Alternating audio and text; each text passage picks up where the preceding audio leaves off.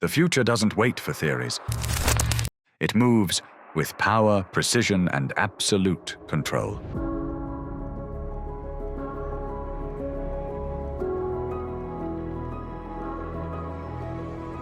Vector Technics didn't begin in simulation. We began where motion is born, at the intersection of physics, electronics, and raw mechanical force. While others assemble from outsourced fragments, we build from the atom up. Every motor and PCBs engineered from first principles.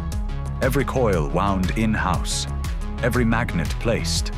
Every part born here. Even the algorithm is our own. This is an ecosystem, vertically integrated, multidisciplinary, relentlessly optimized. From kilowatts to control firmware, from electromagnetics to flight dynamics, we own every layer. No dependencies, no compromises. Our propulsion systems don't just meet specifications, they redefine them, tested for endurance, tuned for efficiency, engineered for absolute reliability in mission-critical environments. This is precision made tangible. This is engineering at its purest form.